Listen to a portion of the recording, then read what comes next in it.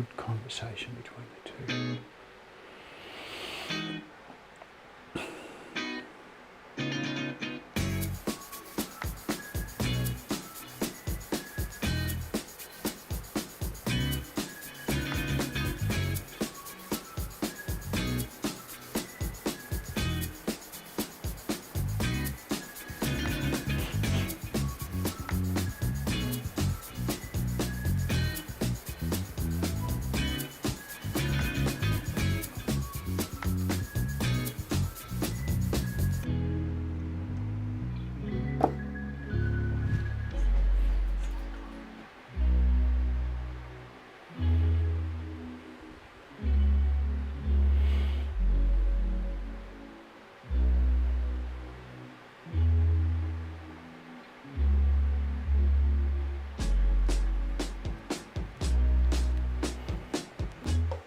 Good morning, everybody.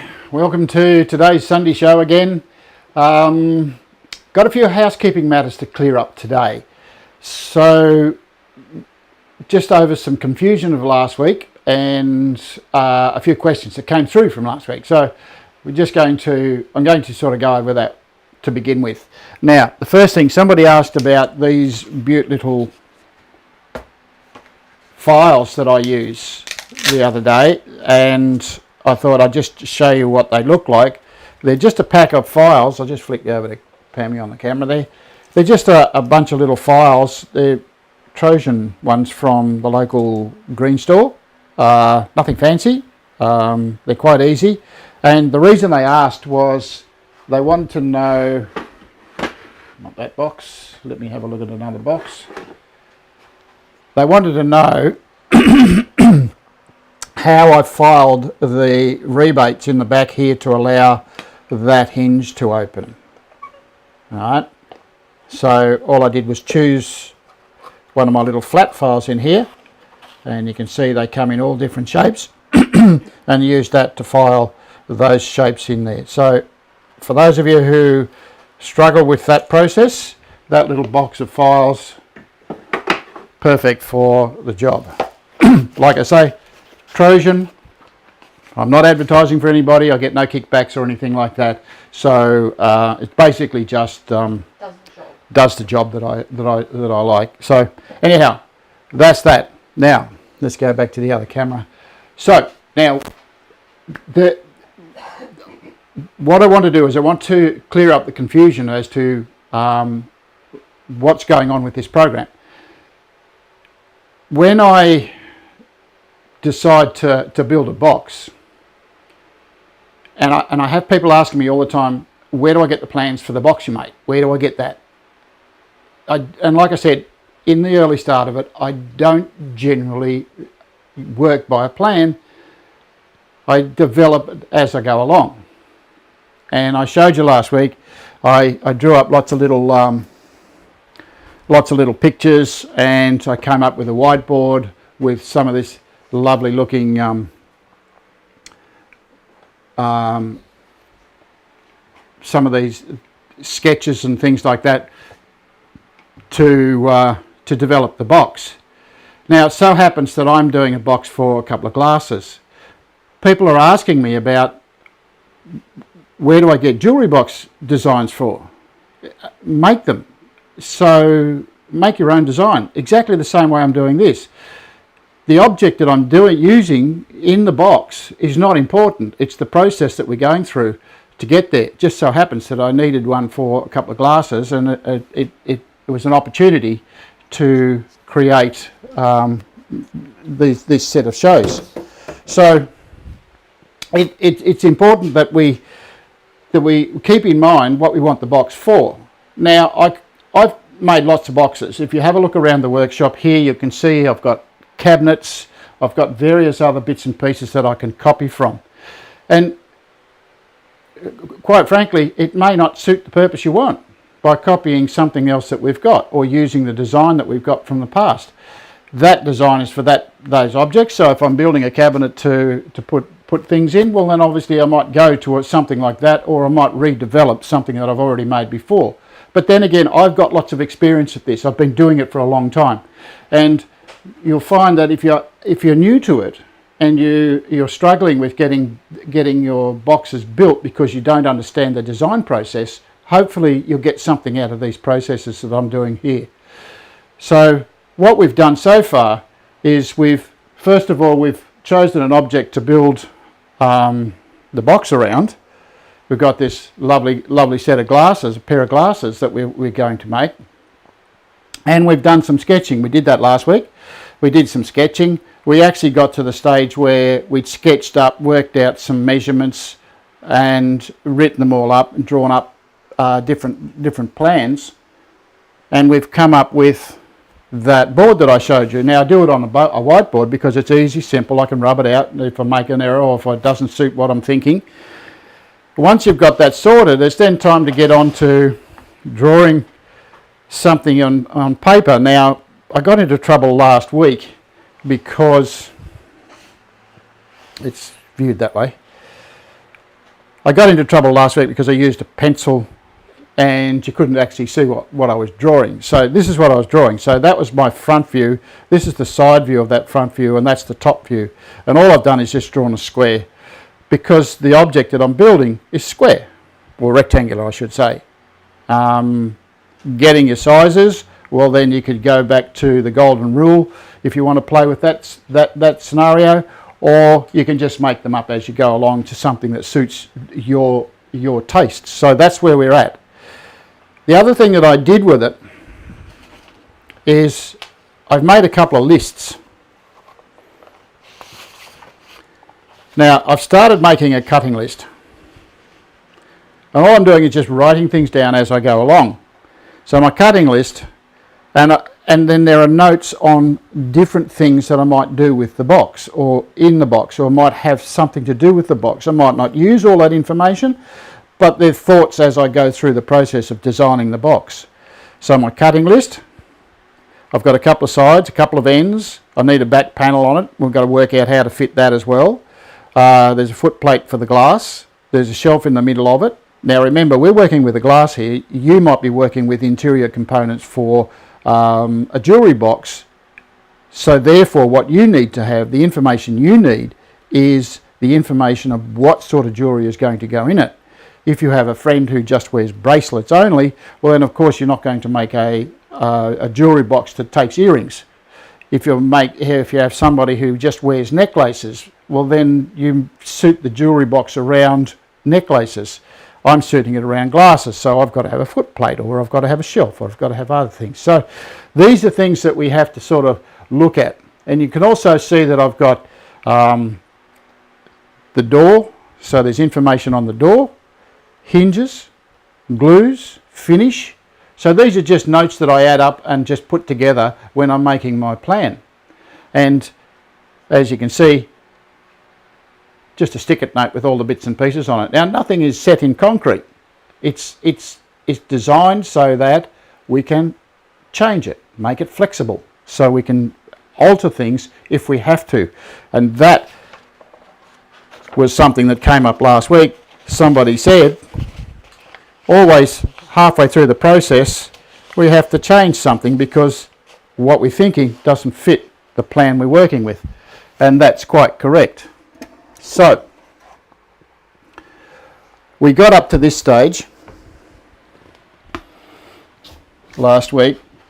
Now, the drawing that I've got here is much nicer than the one I had on there originally, because I just did it really quickly last week. I've started my cutting list, you can see that over there. I've got a three-dimensional drawing of what I'm trying to attempt, so the picture is in my mind. And I've got a front view, a top view, and a side view. So that's what it looks from the side. The thickness of the material is shown. The dovetails, that's the top of the box, of course. The dovetails are showing on here. And you can see the dotted line down the back there. That's the back panel. You can see it appears there, and it appears again up here in the top view. So that's just hidden detail, the dotted lines. Okay, it just shows me there's something going on there. And we think about that as we go along. So that's where we're at the moment, and I've got measurements there, and what we're going to do now is we've cut the material. We did that last week. Now I cut some silky oak. Now I've got, according to the measurements that I've got there, exactly the same. Now if it's the wrong size, I'm not too concerned, because then I can alter the inside a little bit. I've got plenty of room in there to be able to put the foot plate in the bottom of the box so that I can put the glasses in. And now I talk about foot plate because during the process, what I did off camera is I built a solo glass cabinet.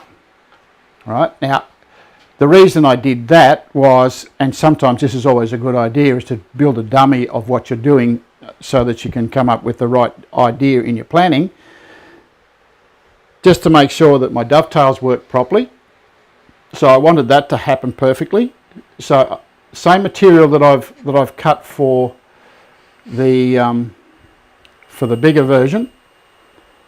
So thickness is the same, so there's a correlation between the two.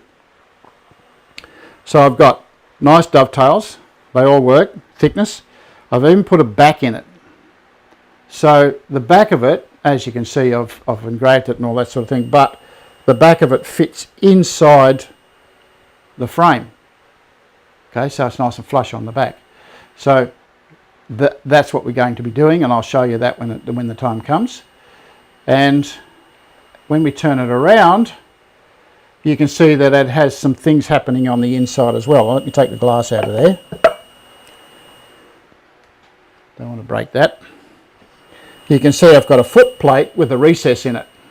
Now, how did I get that? Well, there's a few ways to do that, and I'll show you when the time comes. There's a shelf in there to hold the stem. Now, one of the things that I had to look at when I did that was that the stem is actually tapered. It's not straight. So I had to taper the support for the shelf, for the stem inside there. It's actually tapered. It's got a little, you can see a little recess in there, and that allows it to sit nicely and it's not going to move around. How did I fit that into there? Well, there's another way around that too. I've got a rebate that fits into there, so this just slides in. It's actually not glued in place. It's allowed to move. So I'll show you how that goes. And then the back of it is going to hold everything in place. So that's a single version of what we're going to build. Now, as I was doing this, I was thinking about the timbers. Somebody said to me, I particularly like this timber, or I particularly like that timber, and of course that's choice. So what I did was I built a framework using two other different types of timber, exactly the same, and you can see that there's a vast difference in the visual effect you get by changing your different timbers. So I've got walnut with jacaranda on this one here. This one is silky oak, and the back stuff is red banksia. Okay, so there's a correlation between those colours. They look the same, they have the same sort of patterning and so forth, whereas these are two totally different timbers and they're actually totally different colours, so you can get away with doing other things. So making the dummy ones actually helps. Okay, so have a think about that when you're building or when you're designing what type of timbers and things like that you might want to work with. Now, as I said before, these are not based on anything that I have in the workshop here. They're all based around the starting to design a project. Incidentally, the door on this one here, you can see I've got the hinges on it. This is what the door is going to look like. Okay, so I'll show you the process of actually building the door as well. It's got a Perspex inset in it and just a frame with a little bit of a rebate on the top of it. So it doesn't look too bad. Once I've got the hinges on it, and I'm going to use magnets to actually close it, keep it closed, so then it's just a little doorknob on there. So that's basically what we're going to be doing. Only I'm going to do it in a big version. So hopefully that's cleared up a few things. So what I want to do today is I'm going to start by cutting the dovetails in my pieces of material. So what I want to do here, and we still have planning to do, we still have more designing to do, so if this doesn't work, well then we'll go on to something else. Now people say, yeah, but that might waste a lot of material. Generally it doesn't. You can always use the material for something else later down the track. You could, if it doesn't work and you have to recut some more material, then of course you can use these pieces for something else. You can use them for a smaller box or redesigning something. So, and that's what the idea of this process is. Now, what do we do with the, how do we sort our timber? So, Pammy, if you just come in on that, you can see here I've got different sort of patterning across the timber, and it's, if I put the two bits together,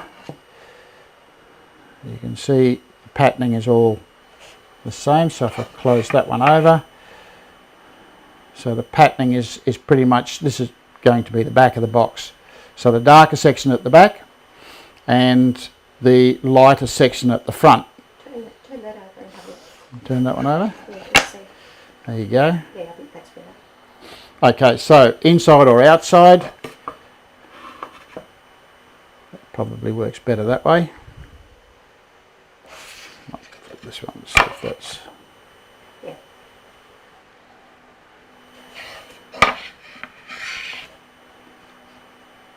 Okay, now the inside I'm not too concerned about because you can't see a lot of the inside once you've got the door on there and you've got all your objects inside of it. The only time you see it is when you open the door.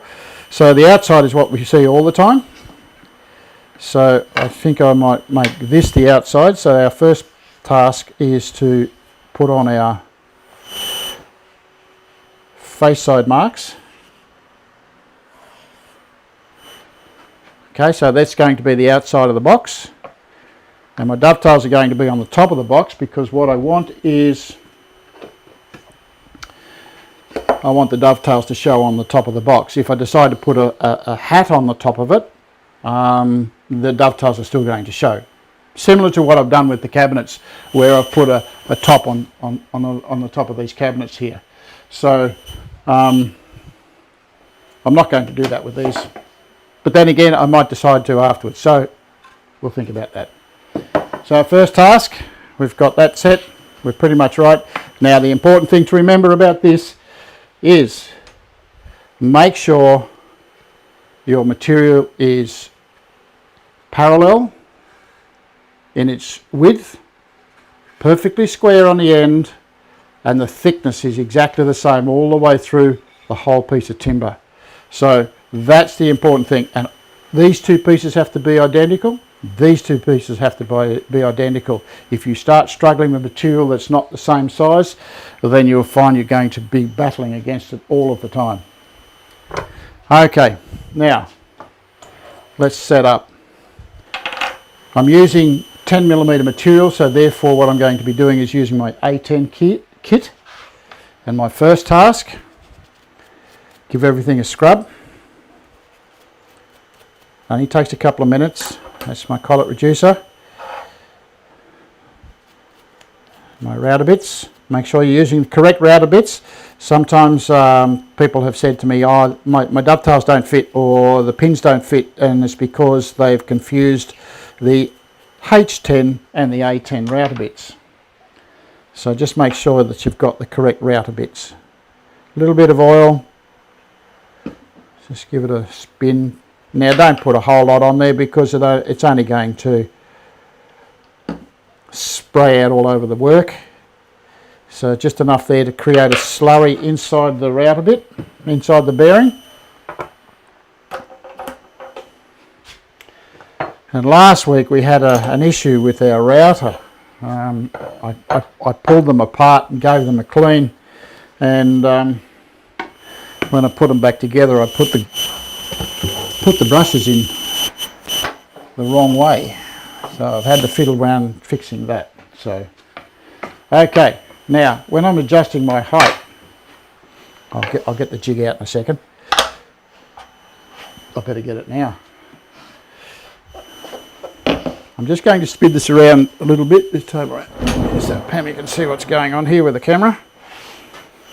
Okay.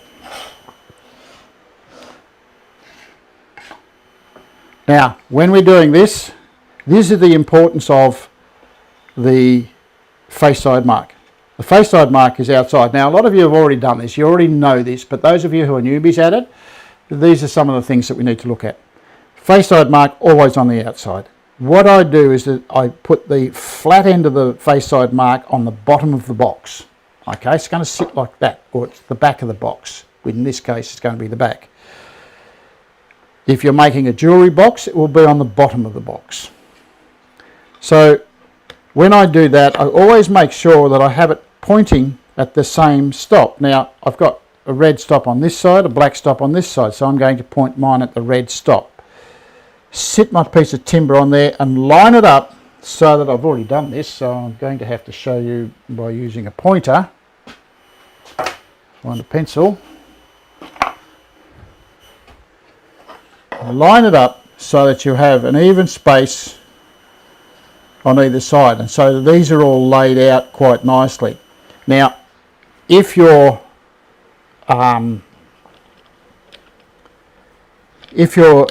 using material where you have an overlap, you should have the same overlap here as here.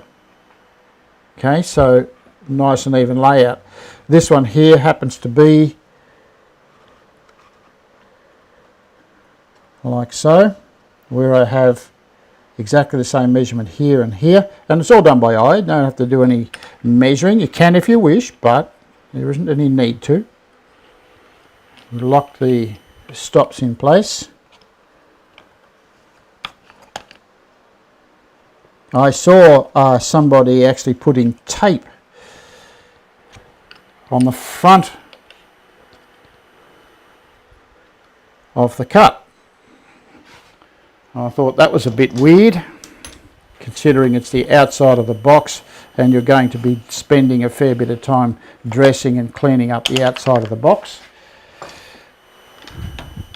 And there's no need to, if you use your router bits correctly, there's no need to put the tape on the front.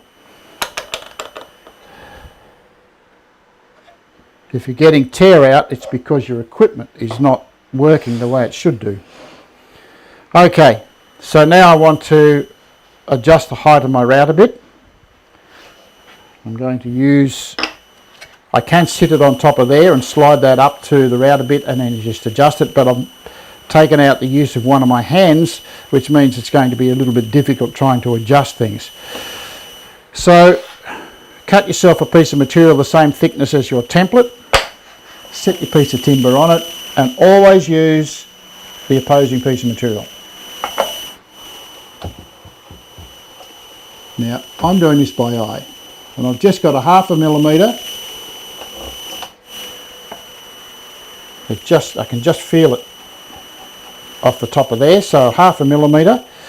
I've done it so many times that I can judge what 1/2 millimetre is. Above thickness of the template, thickness of the piece that goes in there. Okay. Now time to cut. So all we're going to do is cut some joints, and we'll go through that process. So ears on, everybody. Just check that I've got all stuff happening.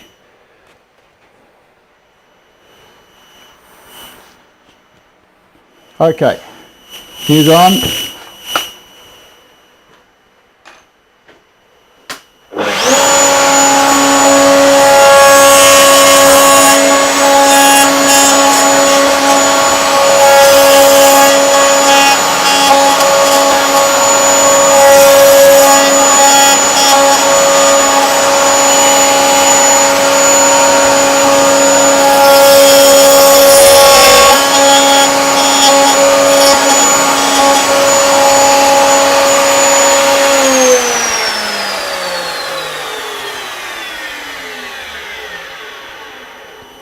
I forgot to mention, before you actually start, it's always a good idea to use material of exactly the same size and cut yourself some test joints.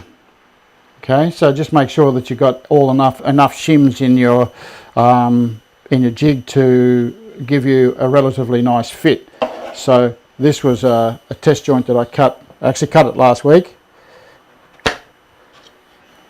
and that's what my dovetails are going to look like, and the pins, and it's just a matter of fitting those together like that, and just making sure that everything fits perfect before you actually cut your joints.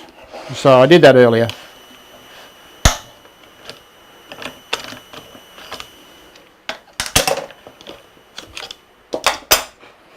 Now when we rotate this, don't flip it over like that, okay? Make sure your face side mark is out and you rotate it this way.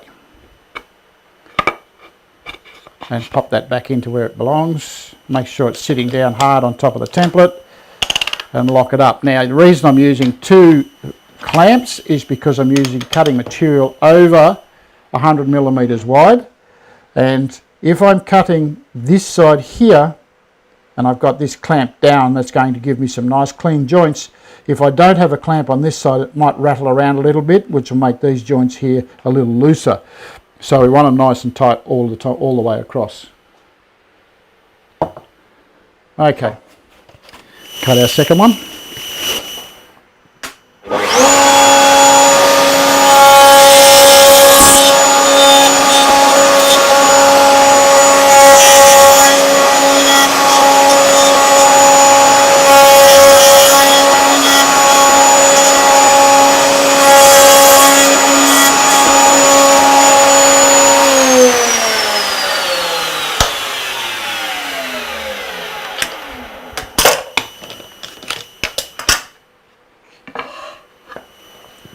Just a tip, folks, when you're swapping your material over, make sure you turn your machine off, just for safety's sake.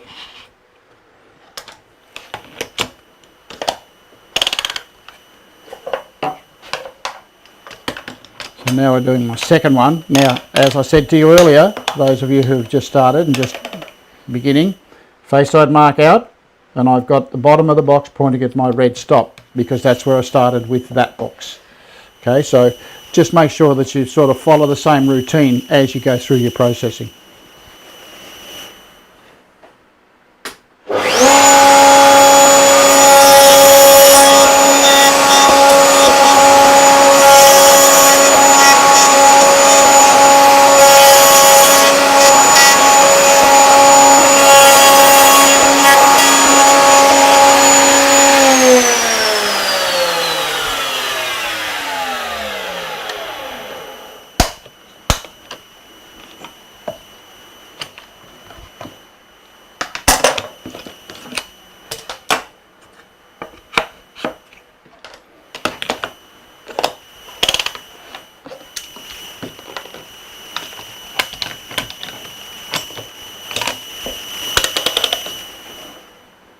Use on again.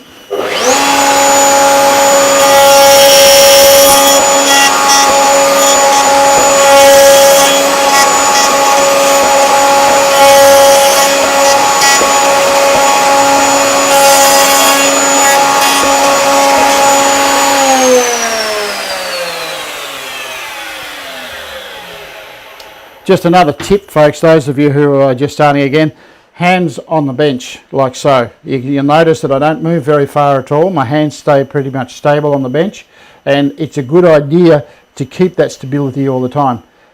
Creating habits like things like holding your hands down, making sure your face side mark is out, pointing at the same stop all the time. Creating those sorts of habits will lessen the number of errors that occur throughout your box making. Okay, so the less errors you have, obviously, the better off you're going to be. Now, we turn the jig around to the other side. And again, same process. Face side mark out, bottom of the box, pointing at my red stop, which is there. We lock things back in.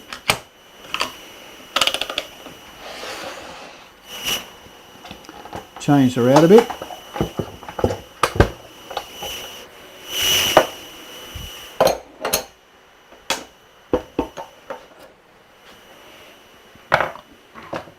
Now I cleaned that earlier, so it should be okay.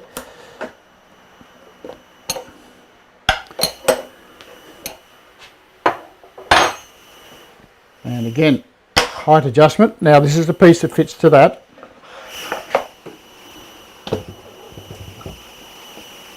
Again, 1/2 millimetre.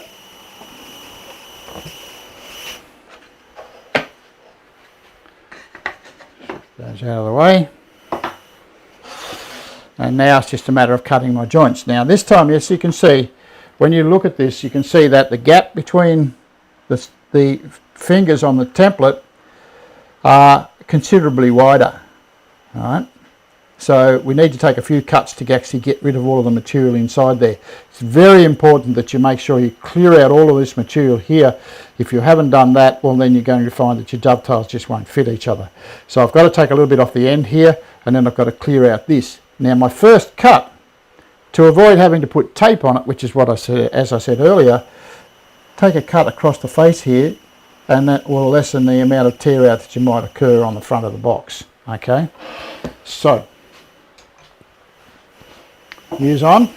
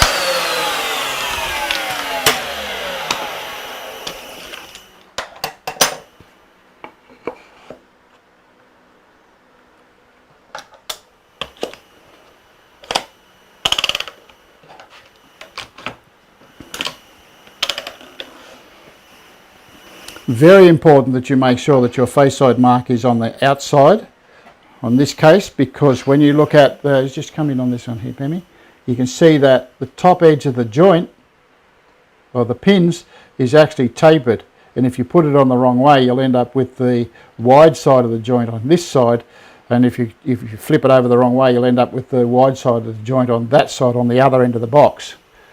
So not going to work. You sort of see it. So very important that you follow the habit of rotating around rather than over.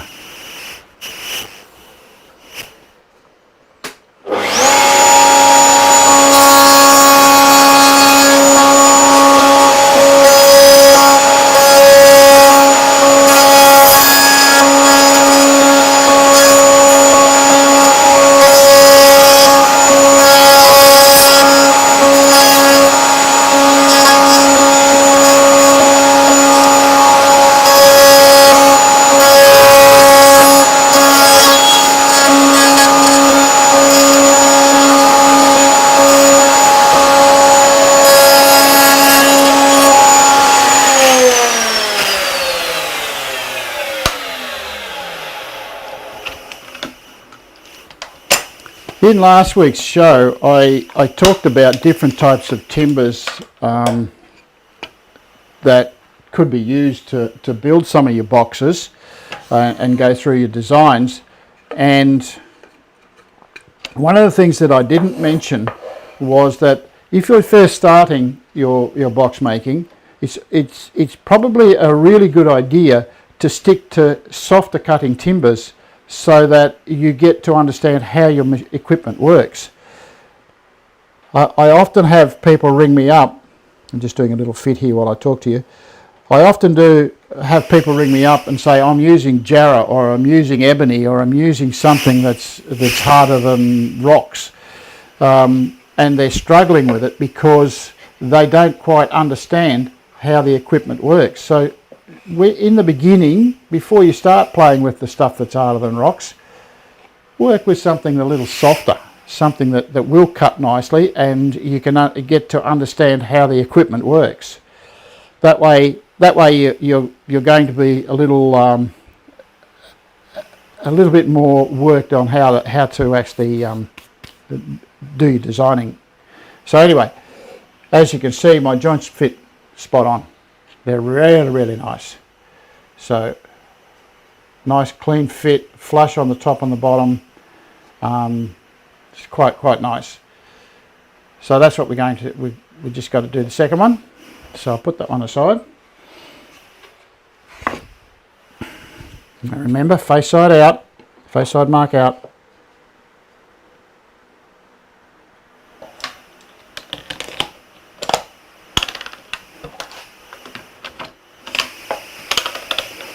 You may have noticed that I haven't shifted anything since I set the material in place at the beginning, or the stops and things like that on the adjustment on the jig. You don't have to. Okay, ears on.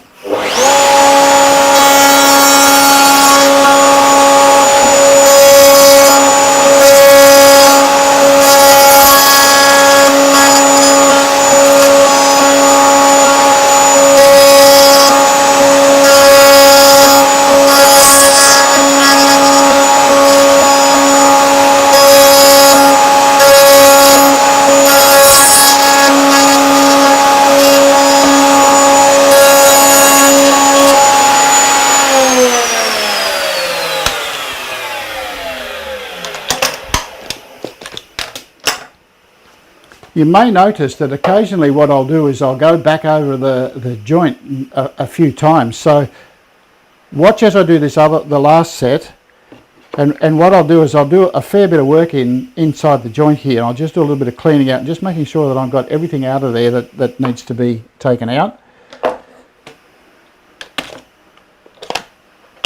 And just have a look at the process and which way I do that. I'm checking to see that I'm hard down on top of the template. Lid on.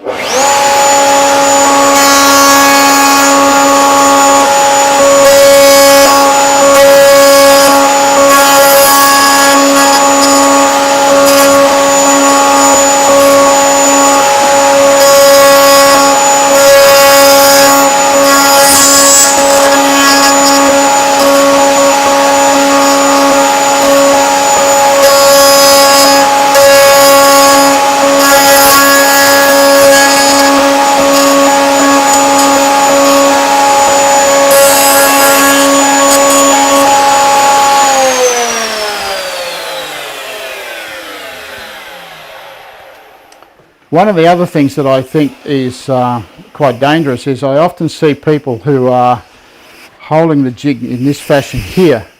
They pull it towards themselves and they're sort of watching what's going on and all that sort of stuff. They forget that this is a tool, and that if you're using old equipment, there's a chance that it will break, which means it's going to spit it back at you and hit you in the face. The other thing is, you'll notice that where all the sawdust went to was away from me, okay? And you don't want sawdust coming back into your face at all. Just a little hint that I have seen people using it back to front, the jig. Now, we recommend that you use it the way I've been using it, by looking over the top or looking from the side.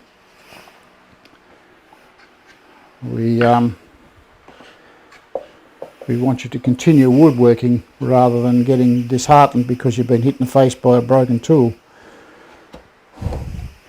Okay, so we're just joining that together, and you can see that the joints will fit perfectly without a great deal of effort. So I haven't had to push at all. Like, it's just, they have just slotted straight into place, and I haven't had to hit it with a mallet or do anything that would bruise the timber. And I have my wee cabinet already built. So that gives you some idea. Hopefully you will we've picked up something there. Now what we need to do is we'll continue on with our design.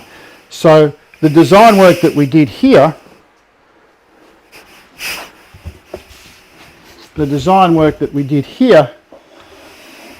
now actually works. Okay, so what we've got there will be sufficient to transfer to the paper and to build our design. What I want to do now is I'm going to take some measurements from inside. I could just use my 10mm measurement here as a guide to how far it is on the inside, but I've got it in the reel now, so I can actually measure in there and know exactly what it's going to be on the inside of the box. Now having that inside measurement will help me when I look at how am I going to fit the glasses into place. So this is where your planning is starting to sort of get down to the nitty gritty. Right, so put that aside. I don't need my jig anymore because I've built the frame. I don't need those clamps anymore. And I don't need this router bit anymore.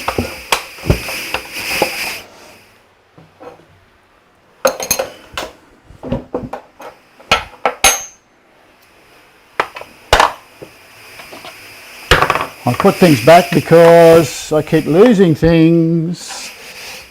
I've only got a little workshop, so I can't very well spread out. Okay, now I want some measurements from the inside. I'm not going to glue it together yet because there's some work that I have to do before I get to that stage. So measurements from the inside, for the inside.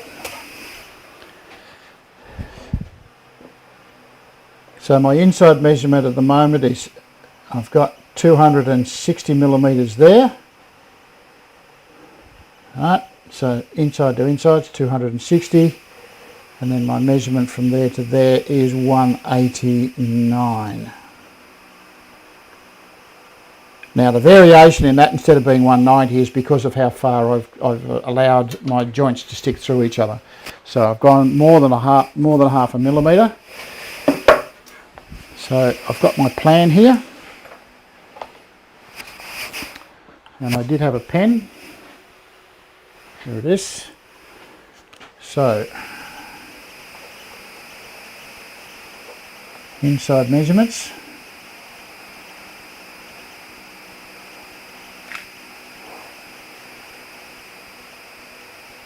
Height. EI, got to be able to spell, was, I'll just check that, is 260mm. And this is all about, and the width, building a body of knowledge. 188.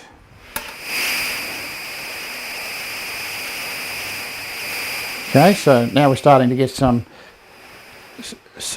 measurements right, and we know we've got 100mm deep. Okay, so the depth of the box on the inside is that. Okay, so now we've started to put some bits and pieces together, and people ask you questions, you can answer them with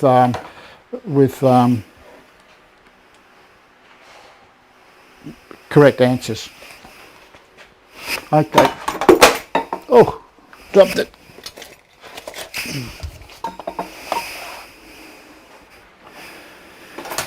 Okay, next step. Now what I want to do is I want to build a back for it. How are we going to build the back? Just let me have a drink first.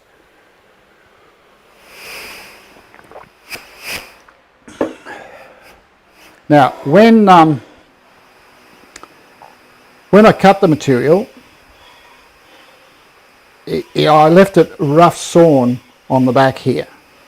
Okay, so what I want to do is I want to make it nice and smooth so that I've got something smooth to work with.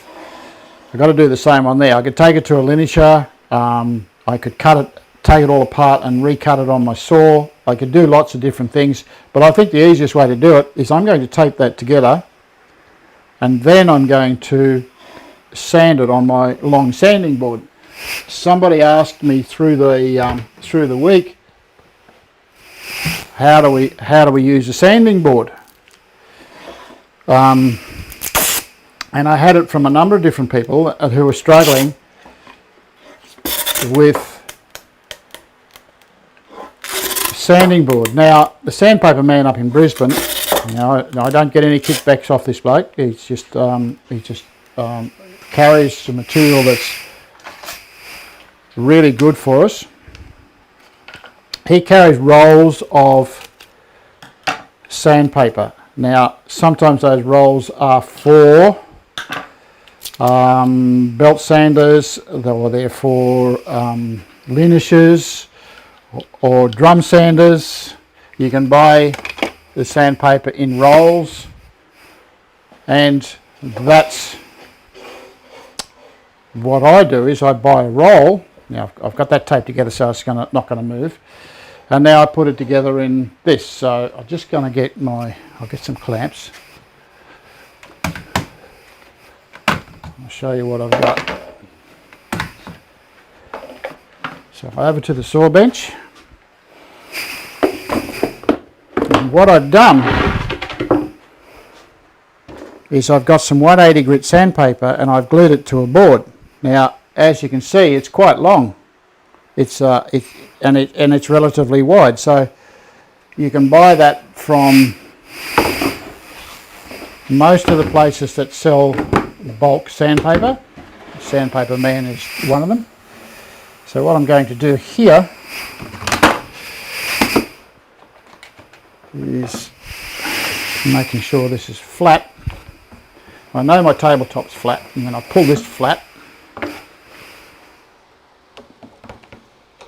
Now, if you're getting rounded corners and rounded edges, it could be a number of different reasons for that. One of them is that you don't have a flat surface. Now, the way I check my flat surface is I'll use my level and sit my level on there, and that's perfectly flat. So that's what I want. That's what you need to do. Is you need to make sure you've got a perfectly flat surface to work with when you're working with these sanding boards. Now, lots of people use glass because glass is always flat. Some people actually use stone. So if you've got a stone bench, they're usually flat as, and they're beautiful, and you can stick your stuff to it. But then again, you've got to clear it off later, and it tends into a bit of a nightmare after a while trying to clear the glue and stuff off. But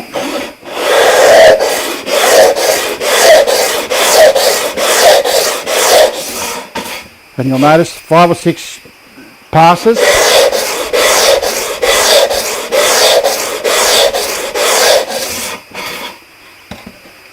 And all I'm doing is checking to see that I've got it nice and flat all around. There's a little bit more here I have to do there. So nice and even, nice and flat. Turn it around again. The reason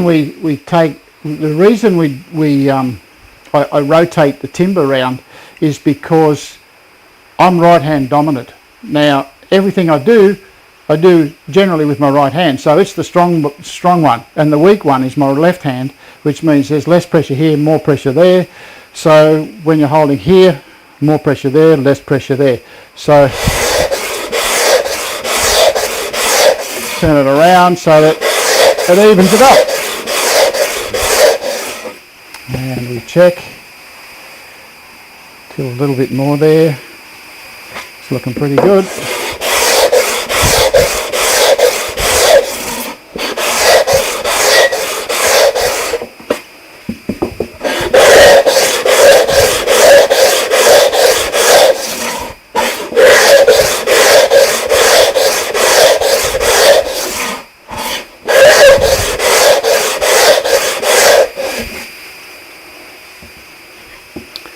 Now, I haven't taken much off there, and it's not going to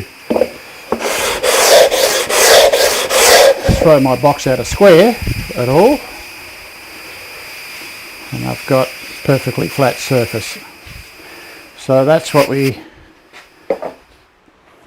want to happen. I'll just put this away.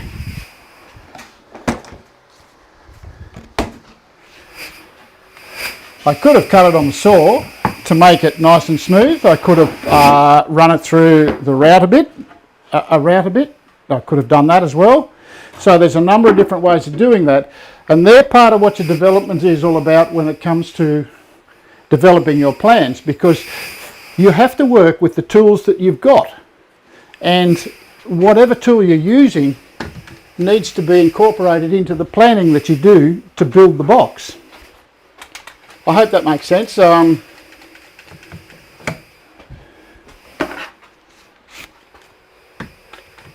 Now I'm just using simple tools instead of going to elaborate things and going through fairly complicated techniques.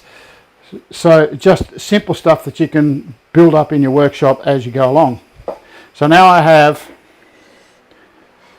the back of the box nice and flat, and what I want to do is I want to recess the back of the box. We may get that done. Is that the back or the front? That's the back. That's the front of the box. Got all the light timber at the front and the dark timber at the back. Now what I want to do is I want to recess inside.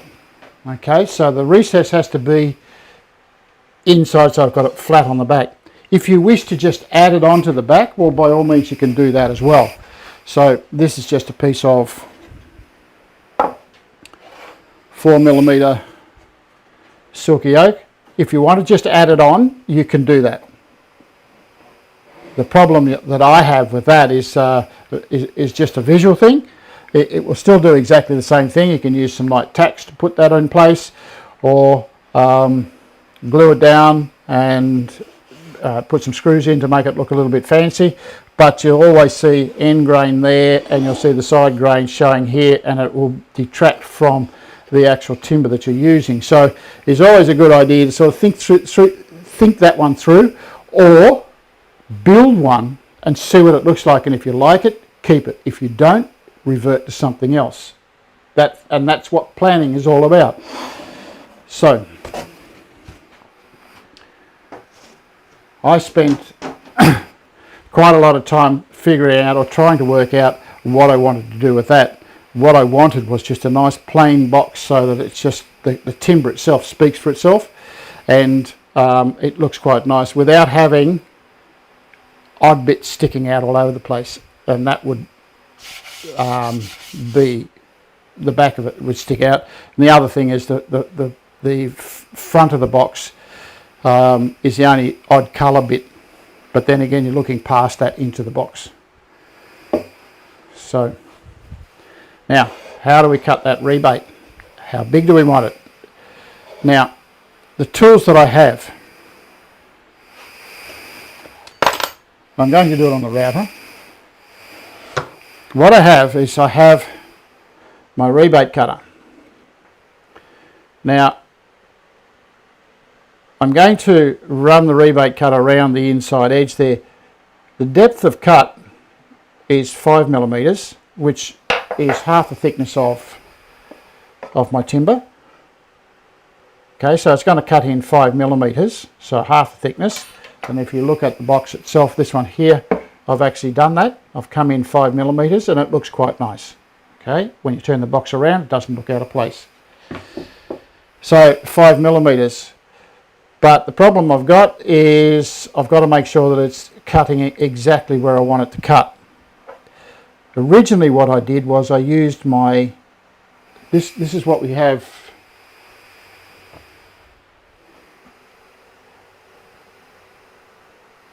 The TBN2.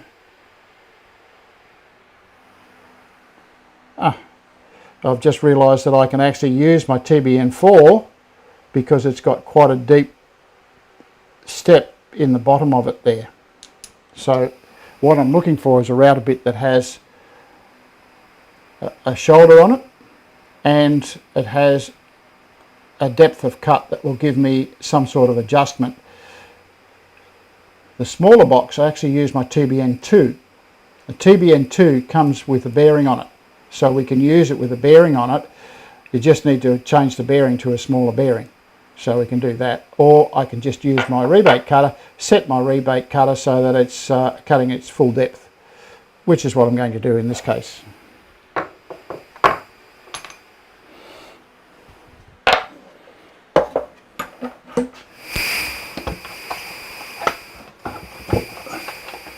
I've got 5 minutes, so I should be able to get this cut in 5 minutes.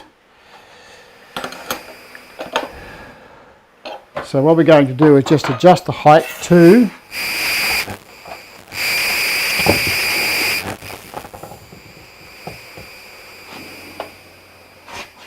what I'm doing is adjusting it so the bottom of the cutter is flush with the table.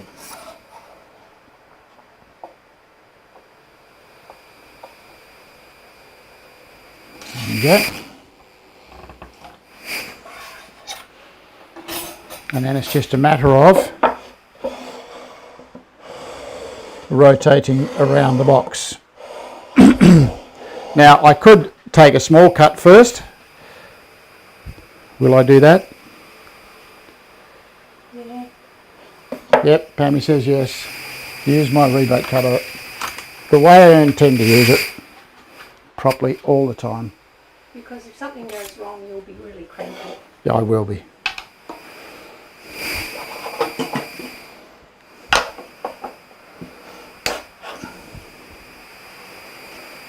Do my first cut and then follow it up with a second cut. Big bearing first.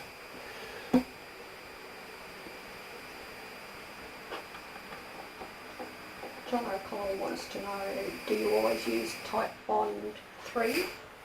Think he's saying. Yeah. And why? And why? Type bond 3, pretty universal glue. I have seen other people using various other bits and pieces, but we're making boxes, John, and most of the time they're not in water or fluid or anything like that, unless they end up in a flood. But water resistant, plenty of drying time to allow you to fit everything together, and it dries relatively clear for where we are, for where we're working. So they're the reasons I use it, and it's really, really strong. Okay.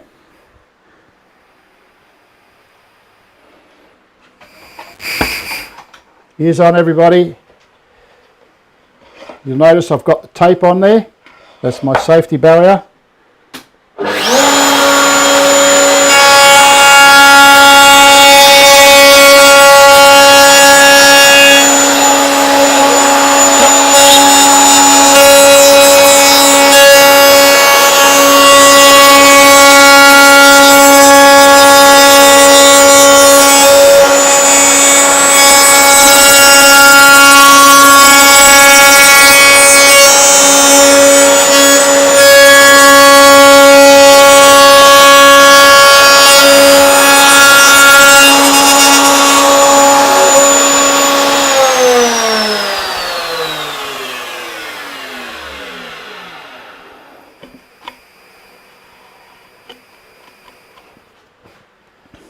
Got a little step there.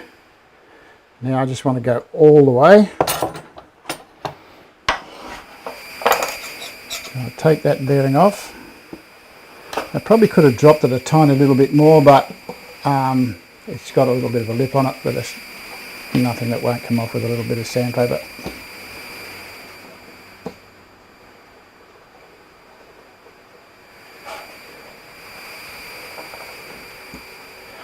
Okay, you'll notice that I used a technique called climb routing when I did that. So I was rotating with the rotation of the router bit. This time I'm going to go the other way and do the correct method. Go against the coating tool.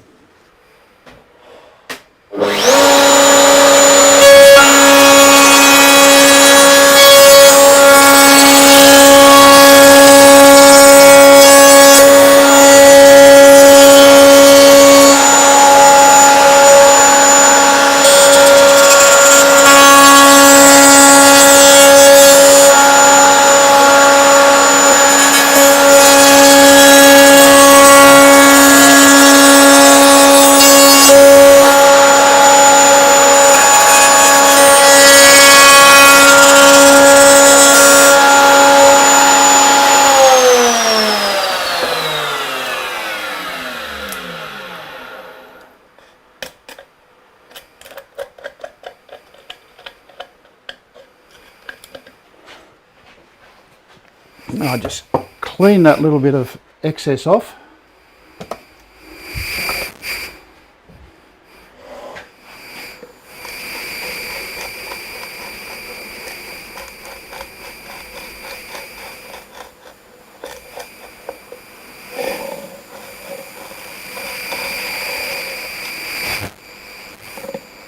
I could have readjusted the route a bit, but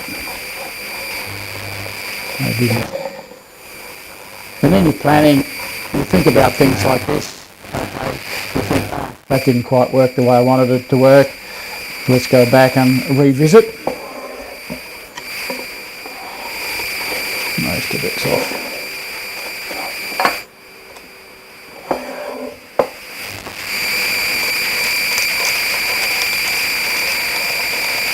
It's just a drama.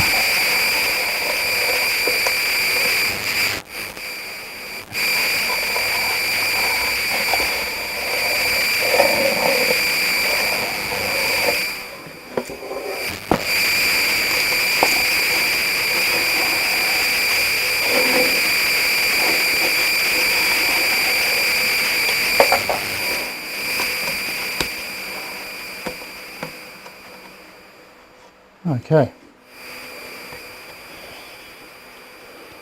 Now my next step is to tidy up the corners. Now Dave Stanton gave me, or sent me I should say, this cute little corner chisel. Now everything is tidy up. I've still got it tied together. Now it's a Carbotech tool.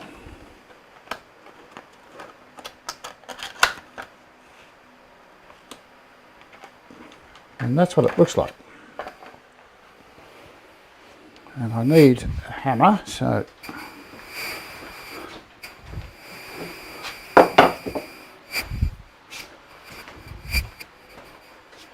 get myself a hammer.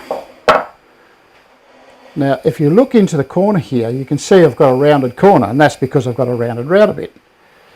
Alright, this little gadget has a chisel. As you can see, the chisel pops out like so. But I've got to hit it. So it's designed so that those two corners, this one here and this one here, will sit flush.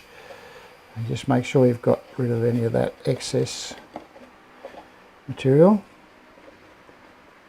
That fits into your corner like that. Make sure you got it nice and tight, and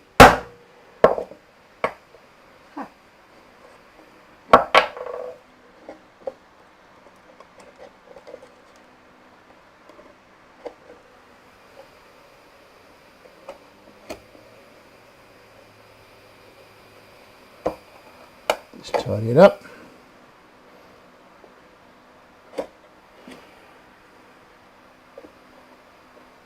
Now I don't need to do this. I could just round over the back, but I prefer to have a nice, quiet, clean corner here. Just making sure I get rid of all the excess little bits that are hanging around.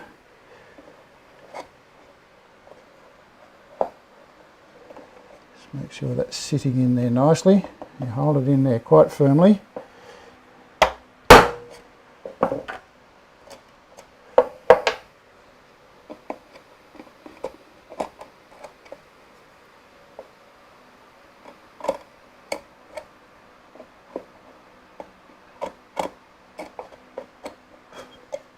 Just tidy it up by hand. I could just use the chisel and the mallet to cut my corners, but that little gadget works a treat. Just got to tidy up a bit more there.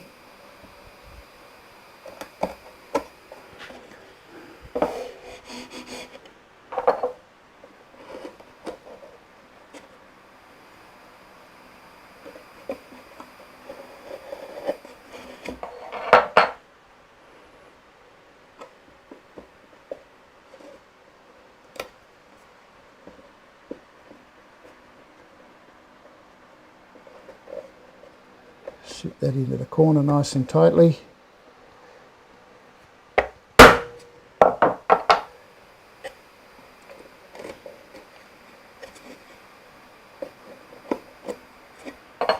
That one worked really nicely.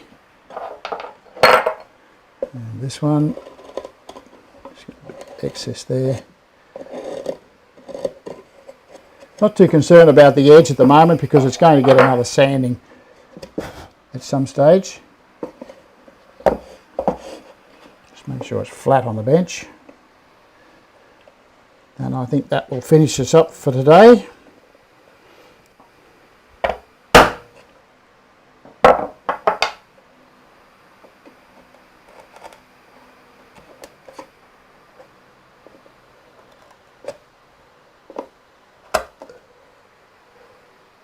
So if you want one of those little corner tools, get on to Dave at Carbotech in Sydney, and I'm sure he'll be happy to send you one. And there you can see that I've even got the rebate for the back as well. Okay, so that's how simple, how easy it is. And I've got a box, and now I'm going to make notes about what I've done there. I'll do that, put those notes on there onto my book, and make sure that I've got everything written up exactly as the way I want it done. So that'll be it for today. So when you're doing your planning, write down all your steps. Just make sure that you write down exactly what you did, because if you do a little process and write down the end of the track, you go, geez, how did I do that? And you can never remember. Write it down as you do it. Okay, so that's a good secret to planning and making sure that your plan works. Now remember, it's a prototype most of the time when you begin with. It may end up being one of the boxes that you finish with. So go easy on yourself when you're doing your planning, and just take it easy, just relax with it, and you'll find that eventually you will come up with something that's really, really nice. So, have a good week, everybody. Jason, go well with your spaces. Okay, so have fun with that, and if you get stuck, mate, give us a call and I'll get you through it. So, easy done. Okay, so have a good week, everybody. Hope you've learned something this week. Stay well, and I will catch you all next Sunday.